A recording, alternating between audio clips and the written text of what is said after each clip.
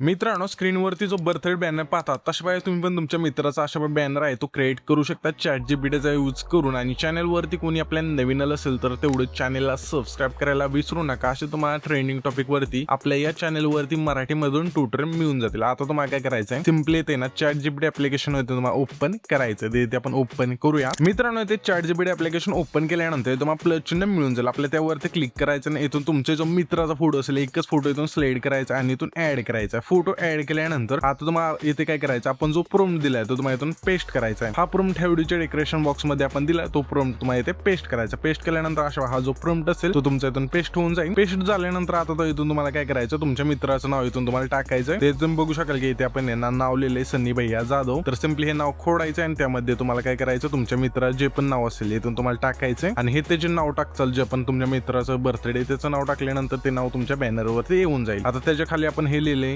आपण म्हणजे हार्दिक शुभेच्छा। तर इथे तुम्हाला जर कोणता डायलॉग टाकायचा असेल तुमच्याकडे चांगला असेल ह्याच्यापेक्षा तर इथून तुम्हाला सिम्पली हा खोडायचा आणि तो डायलॉग टाकायचा। त्याच्यानंतर इथे आपण हॅपी बर्थडे लिहिलंय जे बॅकला येते ते, तर सिम्पली इथून तुम्हाला जर बर्थडेच्या ऐवजी काय दुसरं टाकायचं असेल हॅपी बर्थडे टू यू अशा प्रकारे टाकू शकता। ठीक आहे, तिथून हे प्रॉम्प्ट आता तुम्हाला समजलं असेल जे नाव आणि ते कोणते टाकायचे तुमच्या बॅनरवरती। तर ठीक आहे, हे नाव बी सर्व टाकल्यानंतर सिम्पली हा जो एरो आहे आपला त्यावरती क्लिक करायचं। क्लिक केल्यानंतर इथे आपल्याला काय करायचं, थोडा वेट करायचं। इथे आपला बॅनर क्रिएट होत आहे, तर तुम्ही बघू शकाल क्रिएट होत आहे। तर इथे आपण थोडा वेट करूया। मित्रांनो, तर स्क्रीनवरती बघू शकाल आपला जो बॅनर आहे इथून क्रिएट झाले। हा बॅनर आपण क्रिएट केलाय, तो सेव्ह करण्यासाठी त्या आपल्या फोटोवरती क्लिक करायचं। क्लिक केल्यानंतर इथून सेव्ह करून घ्यायचा आहे आणि हा जो प्रॉम्प्ट आहे आपण ह्या व्हिडिओच्या डेकोरेशन बॉक्स मध्ये दिलाय। Thanks for watching.